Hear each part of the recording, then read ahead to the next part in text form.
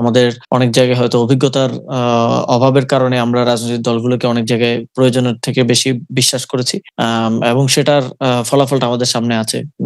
জনাব তারেক রহমান বর্তমান প্রধানমন্ত্রী, তিনি নিজে বলেছিলেন যে আপনারা গণভোটে হ্যাঁ ভোট দেন, কিন্তু তিনি গণভোটের রায়টা বাস্তবায়ন করছেন না। তো এই প্রতারণার রাজনীতি বা রাজনৈতিক দলগুলোর মধ্য দিয়ে আমাদের একটা মোটামুটি শিক্ষা হয়েছে। তো জুলাই গণ অভ্যুত্থানের সময় মানবতা বিরোধী অপরাধের দায়ে মৃত্যুদণ্ডপ্রাপ্ত সাবেক প্রধানমন্ত্রী শেখ হাসিনা তিনি তো ঘোষণা দিয়েছেন যে তিনি ফিরে আসবেন ডিসেম্বরে।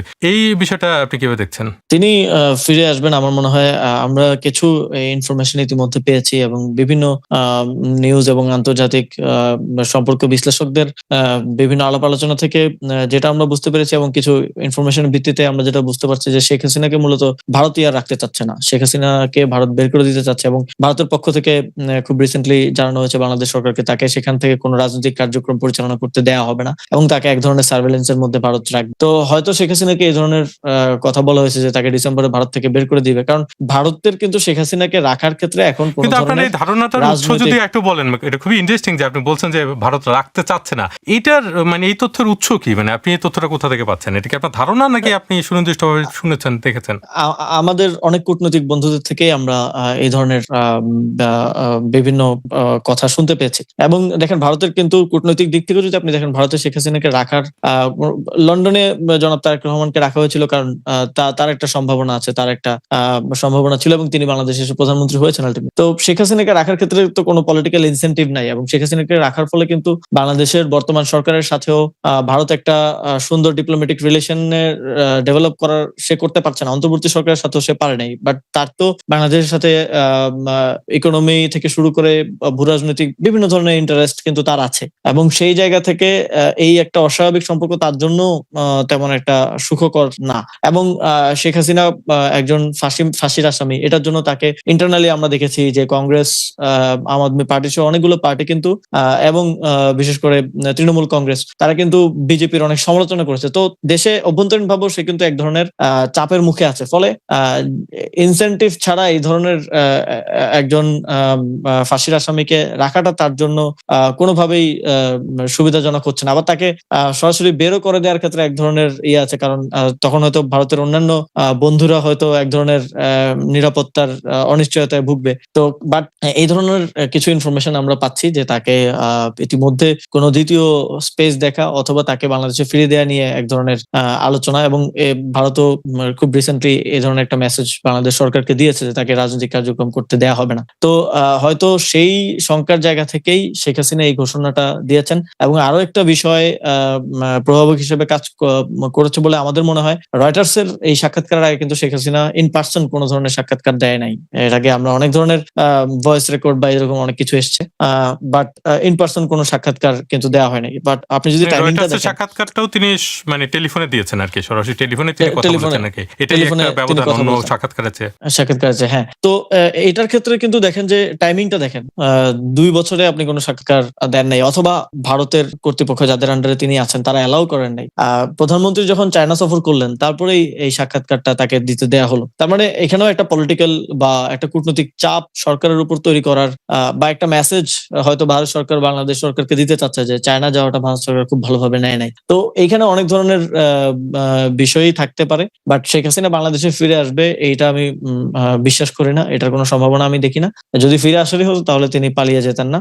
তিনি অনেক কথা বলেন যে আমার গোপালগঞ্জে যাওয়ার কথা ছিল। এখানে একটা দেশের প্রাইম মিনিস্টার তিনি হেলিকপ্টার উঠতেছেন কিন্তু তিনি জানেন না তিনি কোথায় যাবেন, এটা খুবই হাস্যকর একটা বক্তব্য। তো এটা ওনারা ড্যামেজ কন্ট্রোল করার এক ধরনের চেষ্টা করে থাকেন। বাট আমার মনে হয় যে যদি শেখ হাসিনাকে ভারত আলটিমেটলি তাকে রাখার বিষয়ে ইতিবাচক নাই হয়, তাহলে হয়তো আওয়ামী লীগ অন্য কোনো দেশে তার রেফিউজের জন্য চেষ্টা করতে পারে, কিন্তু বাংলাদেশে কখনো ফিরবে বলে, স্বেচ্ছায় ফিরবে বলে আমার মনে হয় না। যদি ডিপোর্ট করা হয়, যদি বন্দি বিনিময় চুক্তি অনুযায়ী ভারত সরকার বাংলাদেশ সরকারকে বুঝিয়ে দেয়, সেটা ভিন্ন হিসাব। আমাদের তো আসলে অনেক কিছুই আইডিয়াল সিচুয়েশনে যাওয়া থেকে অনেক দূরে আছে।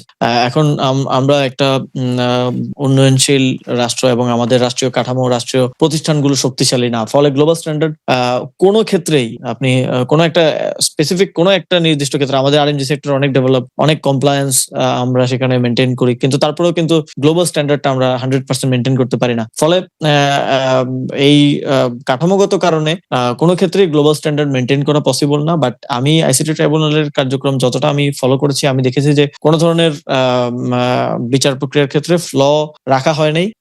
এটা স্পেসিফিক কোন কোন জায়গায় মনে হয়েছে যে হয়তো আন্তর্জাতিক মানদণ্ড মেনটেন করা হচ্ছে না, সেগুলো ফিক্স আমি আশা করবো যে আইসিটি ট্রাইব্যুনাল এখন যারা দায়িত্বে আছেন তারা করবেন। বাট বাংলাদেশে কোনো বিচার প্রক্রিয়াতে এতটা মানদণ্ড রক্ষা করা হয়েছে বলে আমার মনে হয় না। এর আগে আন্তর্জাতিক অপরাধ ট্রাইব্যুনালের মাধ্যমে বাংলাদেশের যুদ্ধাপরাধীদের বিচার করা হয়েছিল, সেটা নিয়ে অনেক ধরনের সমালোচনা আছে, অনেক ধরনের লিগ্যাল ফ্ল নিয়ে অনেক একাডেমিক বিশ্লেষণ হয়েছে, অনেক পলিটিক্যাল বিশ্লেষণ হয়েছে, সিভিল সোসাইটির অনেকের অনেক বক্তব্য আমরা সেই সময় থেকে এখন পর্যন্ত আমরা শুনি, অনেকে সেটাকে জুডিশিয়াল কিলিং বলে থাকেন। বাট এবারের যে বিচার সেটা নিয়ে কিন্তু কোনো লিগ্যাল সেরকম বিতর্ক আমার চোখে পড়ে নাই। ফলে আমি মনে করি যে আমাদের কিন্তু আওয়ামী লীগ তো ইতিমধ্যে এই আদালতের প্রতি তাদের অনাস্থার কথা জানিয়েছে পরিষ্কারভাবে, এবং তারা তো বলছে যে এই আদালতে যেভাবে বিচার প্রক্রিয়া হচ্ছে সেটা তাদের হিসেবে মানে যুক্তিযৌক্তিক ভাবে হচ্ছে না।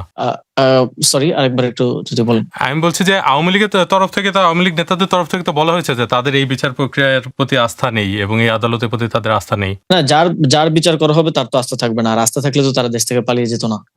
এবং যে অপরাধী সে তো কখনো বলবে না যে আমি অপরাধী। বাট এই জিনিসগুলো তো মানে ওয়েল প্রুভড, এটা এমন না যে শুধু আদালতের চোখে প্রমাণিত।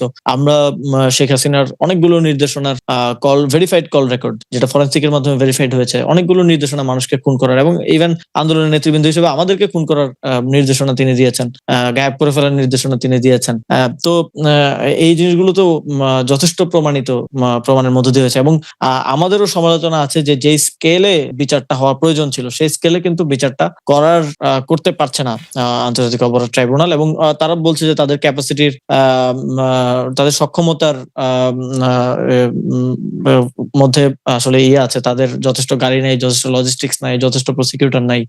তো বাট আমরা আশা করেছিলাম যে যেই পরিমাণ কিলিং হয়েছে সেক্ষেত্রে প্রত্যেকটা হত্যাকাণ্ডের বিচার নিশ্চিত হওয়া প্রয়োজন। বাট অপরাধ ট্রাইব্যুনাল থেকে এখন পর্যন্ত আমার মনে হয় আইকনিক জায়গা থেকে কয়েকটা বিশেষ মামলার বিচারের রায় দেওয়া হয়েছে, কয়েকটা বিশেষ মামলা নিয়ে কাজ করা হচ্ছে। তো অবশ্যই বিচার প্রক্রিয়া তো কখনো ওভারনাইট হয় না, বিচার প্রক্রিয়া একটু লেংদি প্রসেস, কারণ বিচার প্রক্রিয়াকে সুষ্ঠুভাবে করার জন্য একটু লম্বা প্রসেস প্রয়োজন হয়। কিন্তু আমরা প্রত্যাশা রাখি যে এই আইসিটি ট্রাইব্যুনালকে আরো শক্তিশালী করা হবে এবং আরো বিগার স্কেলে যতগুলো মামলা হয়েছে সবগুলোকেই আস্তে আস্তে নিষ্পত্তির মাধ্যমে বিচারের আওতায় নিয়ে আসা হবে। আমাদের অনেক জায়গায় হয়তো অভিজ্ঞতার অভাবের কারণে আমরা রাজনৈতিক দলগুলোকে অনেক জায়গায় প্রয়োজনের থেকে বেশি বিশ্বাস করেছি, এবং সেটার ফলাফলটা আমাদের সামনে আছে।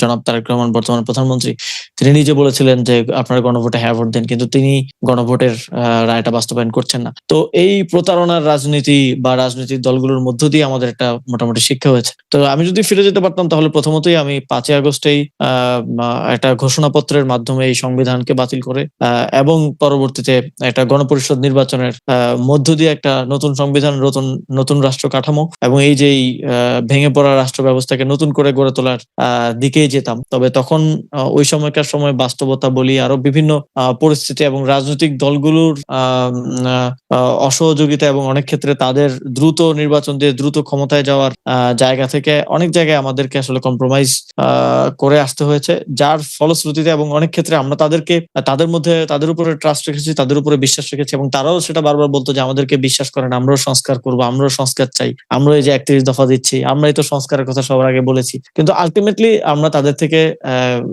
একই, যে আমি গণঅভ্যুত্থানের নেতা হিসেবে এবং বাংলাদেশের জনগণ এক ধরনের প্রতারণার শিকার হয়েছে। আমার মনে হয় এটা একটা লার্নিং, জাতিগতভাবে আমাদের একটা লার্নিং হয়েছে যে পরবর্তীতে আমরা তাদের উপর আর কখনো ট্রাস্ট আসলে রাখবো কিনা, অথবা এই ধরনের পরিস্থিতি যদি কখনো সুযোগ হয় সেক্ষেত্রে আমরা তাদেরকে আবার ভরসা করবো কিনা। কিন্তু সেক্ষেত্রে মানে এই যে মৌলিক যেসব সংস্কার গত 13 বছর ধরে আপনারা পরিকল্পনা করলেন নানা বিশেষজ্ঞদের নিয়ে, সেই সব সংস্কারের ব্যাপারে আপনি এখন এই পরিস্থিতিতে এসে কতটা আশাবাদী? আর অনেকগুলো সংস্কার তো অন্তর্বর্তীকালীন সরকার নিজেই করেছে, যেগুলো অধ্যাদেশের মাধ্যমে করা সম্ভব। আপনারা দেখেছেন যে সংসদে সেই প্রস্তাবগুলো উঠিয়ে সেগুলোকে বাতিল করে দেওয়া হয়েছে। খুব গুরুত্বপূর্ণ নির্বাচন কমিশন, দুর্নীতি দমন কমিশন, গুম প্রতিরোধ প্রতিকার অধ্যাদেশ সহ, মানবাধিকার কমিশন অধ্যাদেশ সহ খুব গুরুত্বপূর্ণ কিছু সংস্কার কিন্তু সরকার বাতিল করেছে।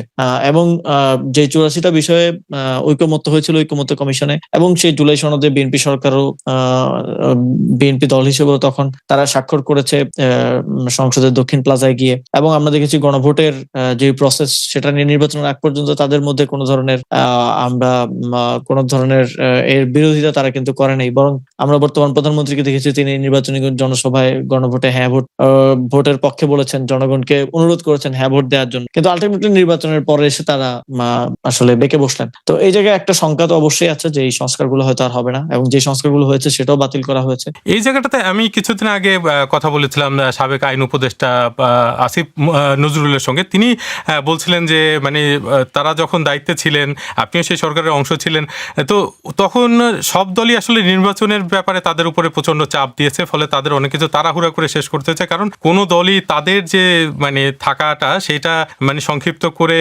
তারপরে সব দলই আসলে চেয়েছে দ্রুত নির্বাচন হোক, এনসিপি সহ। তো ওই তাড়াহুড়াটা তখন আপনারা কেন সেখানে যুক্ত হয়েছিলেন, বিশেষ করে যখন এইসব সংস্কার প্রক্রিয়া আরো কিভাবে টেকসই করা যায় সেই আলোচনা হচ্ছিল? না, আমাদের দিক থেকে সবসময় সংস্কার প্রক্রিয়াটাকেই প্রাধান্য দেওয়া হয়েছে, গুরুত্ব দেওয়া হয়েছে।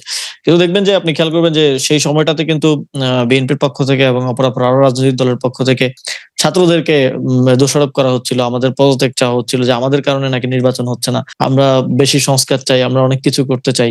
তো এক ধরনের প্রেসারে কিন্তু রেখে আমাদের লেজিটিমেসি কোশ্চেন করা হয়েছে, এবং সরকারের মধ্যে আমাদের মতামতের যে গুরুত্ব সেটাকে কমিয়ে রাখার চেষ্টা করা হয়েছে। অথচ আমরা দেখলাম বিএনপি পন্থী উপদেষ্টা যারা পরবর্তীতে মন্ত্রী হয়েছে তারা কিন্তু সরকারের মধ্যে ছিল, অথচ এই বিএনপি আমাদের পদত্যাগ চেয়েছে যে নির্বাচনের নিরপেক্ষতার সাথে। আসলে নিরপেক্ষতা কিছুই না, তারা চেয়েছিল যেন আমরা থাকলে হয়তো অনেক কিছু তারা করতে পারতো না যেভাবে তারা করেছে, নির্বাচনকে প্রভাবিত করা, সংস্কারের বিষয়গুলোতে সরকারকে বিভিন্ন ধরনের কম্প্রোমাইজে আসতে বাধ্য করা। তো সেই জায়গা থেকে আমাদেরকে একরকম চাপে রাখা হয়েছিল, এবং আমাদেরকে এক ধরনের জাতীয় নাগরিক পার্টিকে এক ধরনের দোষ দেওয়া হতো যে এরা নির্বাচন চায় না, এদের পন্থী লোকজন ক্ষমতায় আছে, এরা সারা জীবন ক্ষমতা আঁকড়ে ধরে রাখতে চায়। ইভেন অনেক সময় বলা হয়েছে যে ডিসেম্বরে নির্বাচনের কথা বলা হচ্ছে, ফেব্রুয়ারিতে নির্বাচনের কথা বলা হচ্ছে, কিন্তু নির্বাচন হবে না।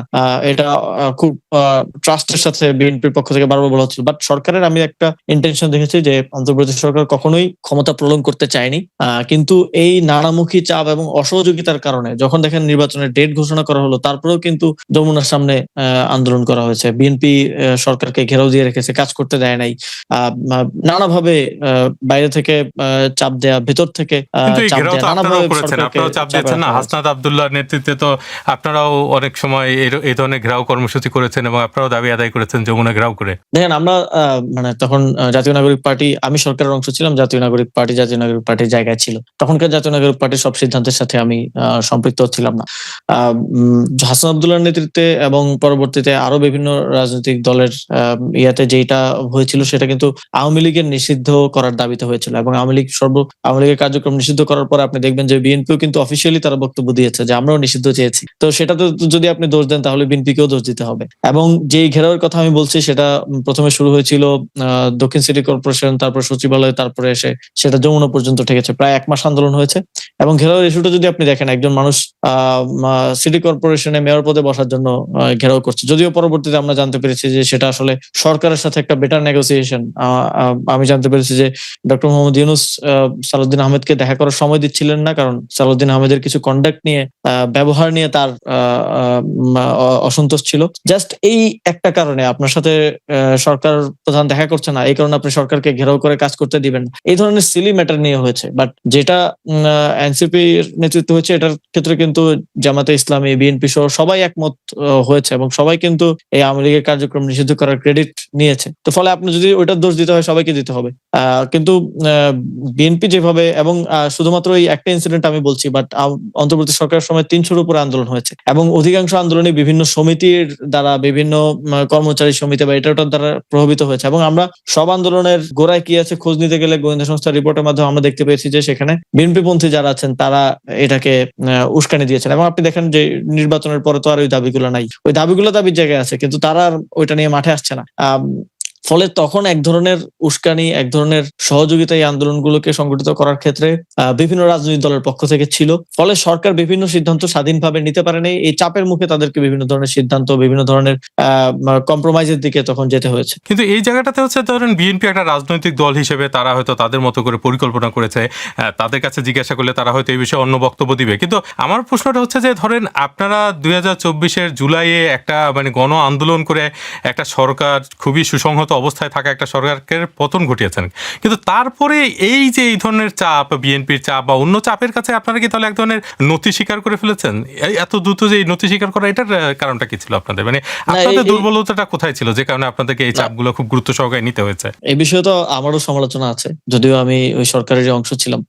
এবং আমি অনেক জায়গায় বলেছি যে এই সরকারের কাঠামোগত কারণে এই বিষয়, এবং এই সরকারের যেই ব্যক্তিগুলো দায়িত্ব নিয়েছে তাদের ব্যাকগ্রাউন্ডের কারণে এই সরকারটা যথেষ্ট একটা গণঅভ্যুত্থানের সরকারের যতটা শক্তিশালী অবস্থান নেওয়া প্রয়োজন ছিল সেটা তারা নিতে ব্যর্থ হয়েছে। এবং আমাদের কিন্তু প্রথমে উদ্দেশ্য ছিল একটা অন্তর্বর্তীকালীন জাতীয় সরকার গঠন করা, এবং সবগুলো পলিটিক্যাল পার্টি, সিভিল সোসাইটি, গণঅভ্যুত্থানের প্রতিনিধিদের অংশগ্রহণে এটা একটা শক্তিশালী সরকার হতো। এই সরকারের বিভিন্ন লেজিটিমেসি নিয়ে যে প্রশ্নগুলো উঠেছে সেটা উঠতো না, এবং তখন লক্ষ্যে পৌঁছানোটা মোর ইজি হতো। কিন্তু সেটা বিএনপি প্রথমে রাজি না হওয়ার কারণে কিন্তু আমাদেরকে মোরলেস সিভিল সোসাইটির প্রতিনিধিদেরকে নিয়ে, যাদের কোনো পলিটিক্যাল ব্যাকগ্রাউন্ড নাই, যাদের বেশিরভাগ ব্যাকগ্রাউন্ড হয়তো কেউ শিক্ষকতা, কেউ পলিসি লেভেলে কাজ করেন, কেউ হয়তো এনজিও ব্যাকগ্রাউন্ডের ব্যক্তিত্ব বা ইকোনমি ব্যাকগ্রাউন্ডের ব্যক্তিত্ব, তাদেরকে নিয়ে এক ধরনের একটা নন পলিটিক্যাল একটা সিভিল সোসাইটি আধিক্যের একটা সরকার গঠন করতে হয়েছে।